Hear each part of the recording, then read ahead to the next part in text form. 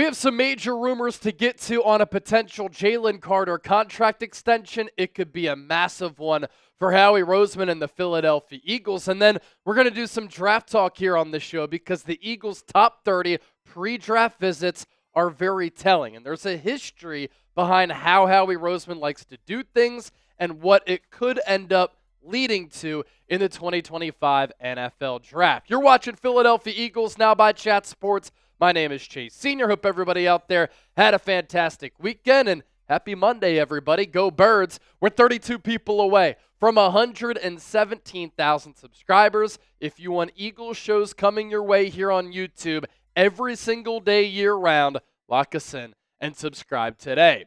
Jalen Carter. We start off there. Big story, big dude on this Eagles defense, and a massive presence along the interior for Vic Fangio. He is going to be due a monster payday if he continues this trajectory of playing very well, if he piggybacks off of what he did in 2024 and has a really good 2025, and he could become one of the highest paid defensive players in the history of the National Football League. I have alluded to this over the last couple of weeks because obviously the Eagles so far in free agency have let a lot of players go. And that's Howie Roseman trying to manage the books for 2025, but also, like any good business does, like any good CEO does, Howie Roseman and those successful CEOs are always thinking about the future and planning for the future. And that's the case here with the number 9 overall pick from a couple of drafts ago when Philadelphia took him in 2023. He's entering year 3 this upcoming season in 2025. With 1 year left after that in 2026. And then, of course, because Carter was a first-round pick, there's that team option available for the Eagles to use and exercise in 2027, otherwise known as the 5th-year option. And Howie Roseman always likes to get done these deals early because in paying his players early, getting these contracts finished and signed before you really start to press about it before these expiring deals. If you get it done a little bit earlier, you're able to get that player sometimes at a value of 60 to 70% of what the market value actually is. And so around this time next year, we're talking March of 2026, look out for Jalen Carter to sign this new deal with Philadelphia, or at least there to be conversations around this. And so far in his NFL career, what he's shown is that he's one of the most dominant players in all of football. He's a freakish athlete at defensive tackle. The combination of power, strength, speed, and explosiveness is really unique. He's a game changer and a game wrecker from the interior of that Eagles defensive line. And a lot of teams across the NFL have put an emphasis on interior defensive linemen because if you can blur the sight line for a quarterback, if you can muddy the pocket in between the tackles, makes the quarterback's job so much harder. We saw it back in February when Patrick Mahomes looked as flustered as he's ever looked in an NFL game and had one of his worst games of his NFL career in Super Bowl 59. And then lastly with Carter, he's homegrown, and he's going to be 24 years old this April, so he's still a young, blossoming player who's only scratching the surface of what he can become, and he can continue to get better. Couple of factors with the Jalen Carter deal here, which could lead to him landing the biggest contract for a non-quarterback in Eagles franchise history: his age, his play, and his continued potential. Also, the increasing salary cap and the market exploding at the defensive tackle spot could lead to Jalen Carter landing a contract that is worth more than $40 million per season. Look at what has happened the last few off seasons with other players at his position. Chris Jones, he signed a 5-year, $158+ million deal with the Chiefs. That's $31.75 million per year. He signed that contract at 30. Christian Wilkins left the Dolphins to sign with the Raiders, 5-year contract, $110 million, $27.5 million per season. He signed at 29 years old. Milton Williams couple of weeks ago at the start of free agency, looked as though the Panthers were going to land him, right? He thought he was going to Carolina. And then he said the Patriots called and said, you know what? We're going to up this contract by a lot. We're going to blow the Panthers out of the water. And New England gave him a 4-year, $104 million deal, $26 million per season. He signed that at 26 years old, around the same age where Jalen Carter could be due for a contract extension. Nnamdi Madubuike of the Baltimore Ravens, 4-year, $98 million deal, 24.5. He signed that at 27 years old. And then Aleem McNeil, 4 years, $97, 24.25 is the average annual value. He signed that at 24 years old. Jalen Carter right now, I think, is better than all those players. And that includes Chris Jones. And so that goes to show you what type of contract he could demand. And he's coming off a year, in year 2, in which he was phenomenal. Among players at his position, he finished first in snaps, third in pressure rate, fourth in pass rush win rate, tied for third in sacks, second in hits, second in quarterback hurries, first in batted passes, first in forced fumbles. He has a knack for making big plays. Third in run stop win rate, and his TFLs, 8 of them, that was first. And so when we talk about Howie Roseman this offseason, letting players go, letting them walk as they get bags from other teams, keep in mind that partially Howie Roseman is doing that knowing Jalen Carter is going to be due for a big contract. Eagles love Reed Blankenship. He's going to want a new deal. Cam Jurgens this year going into the final year of his rookie contract. That money could be put aside for players like that, young building blocks of this Eagles roster that just won the Super Bowl back in February in New Orleans. So, will Jalen Carter get $40 million per season? We're going to play over-under here for all the bettors out there. I want you to type O for over, U for under. Let me know down in the comment section right now. Our sponsor for today's Philadelphia Eagles now, our friends, House of Atlas. We mentioned them the other day, and we're so happy that they're on board here at Chat Sports. You can see the products for yourself at houseofatlas.com/chat. And by using that link in the promo code chat, you can save big today. It's a new shaving company. They gifted us one of their razors that I just showed you. And honestly, I'm blown away. Not only does it look insanely sleek sitting in my bathroom, but it gives me an incredibly close shave. It feels weird to gush over a lineup of shaving products, but truly, House of Atlas makes some one-of-a-kind stuff. Not to mention their products are all designed to look like they should have their own tech reveal.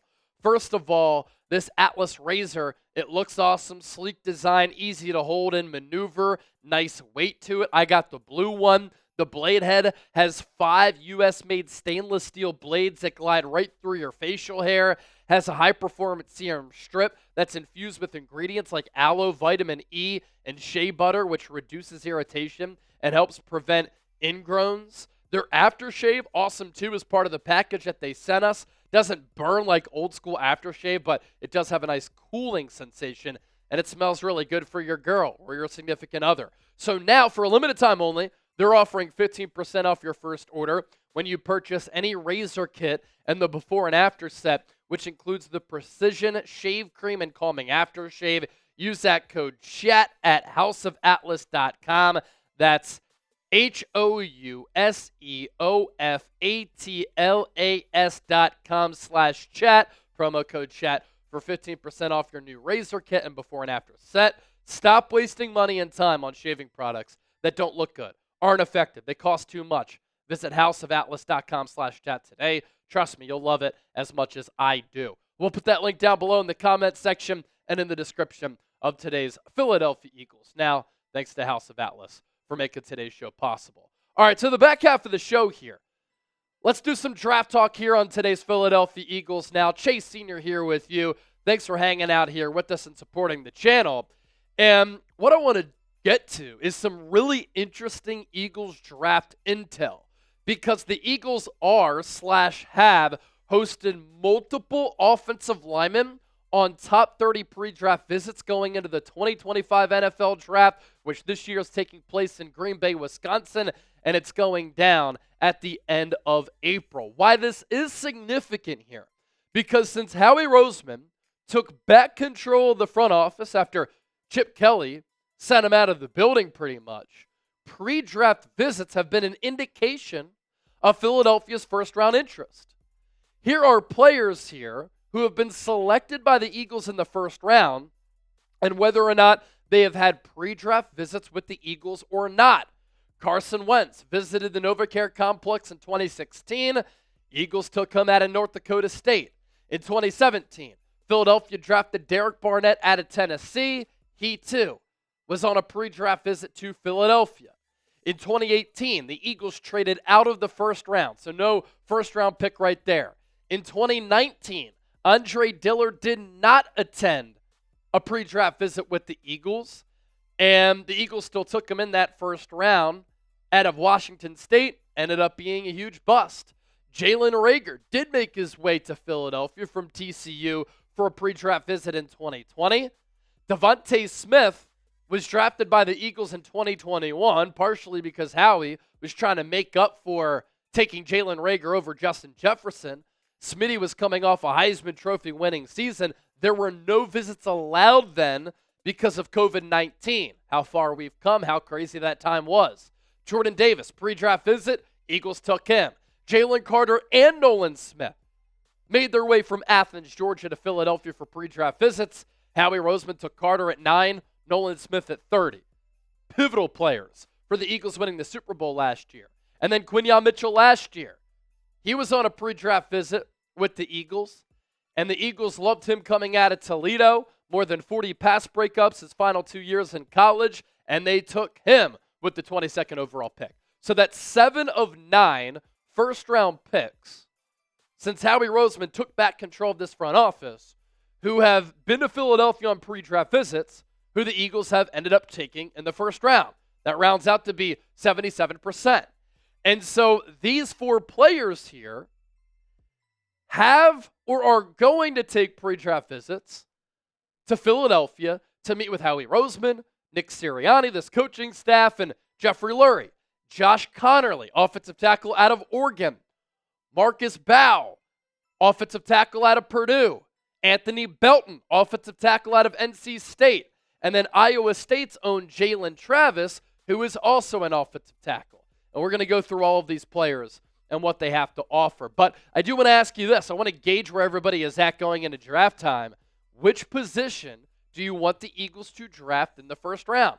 Let me know down in the comment section right now. As for Josh Conerly, had an opportunity to talk to him at the NFL Combine in Indianapolis, and he has massive size. Sometimes the quickness is a little bit of a concern. His relative athletic score grade, 8.77. He did measure in at 6'4", 311 pounds. Really good vertical at that size of 34.5. And he ran just over 5 seconds in the 40-yard dash. Last year with Oregon, overall Pro Football Focus grade of 78.1, pass blocking grade of 83.5, run blocking grade of 72.5, 1 sack, 4 penalties. On top of that, only gave up 6 hurries. When we're talking about offensive linemen with the Eagles, you always have to talk about the Jeff Stoutland impact and influence because he can really develop the heck out of offensive linemen. What really popped to me this past year in watching college football was how well Josh Conerly played against Abdul Carter of Penn State in the Big Ten championship game. Abdul Carter is my favorite player in this draft class. I think he's going to be an excellent edge rusher. Josh Conerly held his own. Very impressive. As for Marcus Mbow, I believe that's how you say the name. We'll get these pronunciations ironed out here going into the draft, but it's not Mbow. Bow is what I was seeing. A lot of positional versatility with him. In 2021, 21 snaps at right guard, 13 at left guard.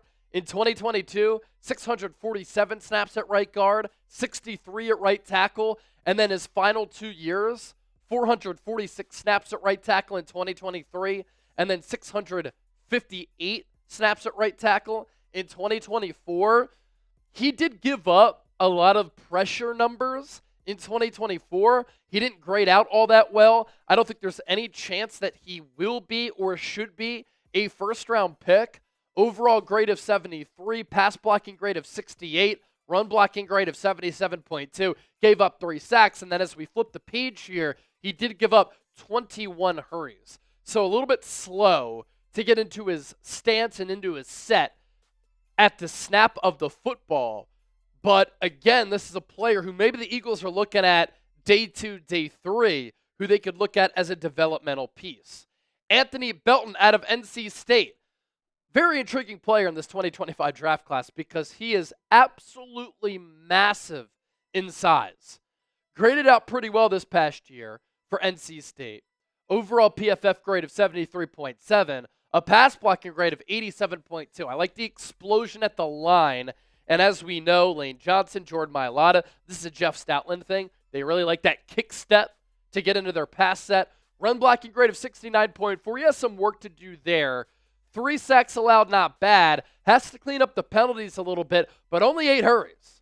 So that's a pretty solid number right there. And obviously sometimes that's predicated on quarterback play when these lesser quarterbacks are not able to get rid of the football on time and accurately. Now, I had an opportunity to talk to Anthony Belton at the NFL Combine. I had gotten wind that he was set to have a pre-draft visit with the Philadelphia Eagles, and so I had to ask him about what it would be like to go to the Eagles, knowing the importance that they place on the offensive line, and, of course, all these prospects know about Jeff Stoutland. So it was a good conversation. You have a top 30 visit set up with the Philadelphia Eagles. How did that conversation come about? I just found out yesterday, so I just talked with my agent. We're just recapping how the week been going, how the meetings went, formals and stuff. But I found out last night that I got the visit with the Eagles in April. To get informed about that, knowing that they won the Super Bowl, how does that make you feel? Yeah, I mean, it's crazy, especially just all the offensive linemen they got there, seeing what they do. Because I watched a lot of tape of NFL, just seeing what they did this past year when it came to protecting Jalen Hurts, running the ball. They had a phenomenal year. So just seeing what they have been building is pretty crazy, seeing that on TV. How familiar are you with Lane Johnson and Jordan Mailata?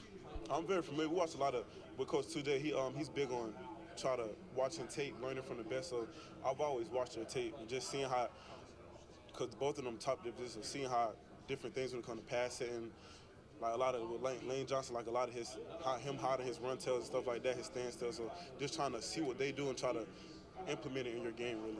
Earlier this week, Howie Roseman called his team-building philosophy along the trenches a healthy obsession. What's your reaction to that? I mean, I like it, man. It's all start up front. You gotta the trench work, man. We trench money, so it all start up front, man. You gotta get your trench money to protect the guys that matter in the back. And I wasn't lying about the size of Anthony Belton, measuring in at 6'6", 330-plus pounds. Unbelievable. And at that size, he ran a 5.28 40-yard dash. Can you imagine him getting out in space on a pull block and being a DB, trying to obviously get past him and make a tackle? A lot of people would be running for their life. As for Jalen Travis, some positional versatility there for him coming out of Iowa State for where he played at the tackle spot. 1,414 snaps at left tackle, 501 at right tackle. He did grade out very well athletically on the relative athletic score grade, 9.91 there, 6'7", 330-plus pounds, a vertical leap of 35, a broad jump north of 9 feet. He did run a 5.14 40-yard dash, which MathBomb has in the yellow there, but the 20-yard split, that's green. And the 20-yard split, that equals short area quickness. As an offensive lineman, you need that. So let's reiterate here. In my first mock draft, I went offensive line round 1. Gray Zabel, North Dakota State. He can play any position along that offensive line, and people are like, come on, you're going offensive line? That's not sexy. Howie Roseman doesn't care about being sexy. Howie Roseman cares about building up the trenches. He said at the NFL Combine, from the camera to me, I was right in front of him, he said, I have a healthy obsession with finding offensive linemen and defensive linemen. They always want to replenish there. They always want to build there. They always want to have depth there. And didn't you love enjoying the Eagles absolutely kick the Chiefs' asses with their offensive line and their defensive line? And so that's why A lot of these players are going on these pre-draft visits to Philadelphia. Not all of them will, of course, be first-round picks, but there's that history of Howie Roseman taking a lot of players who go on these top 30 visits prior to the draft. Be sure to give me a follow, by the way, on X and Instagram at Chase_Senior. Plenty of Eagles coverage here, plenty of Eagles content over there as well.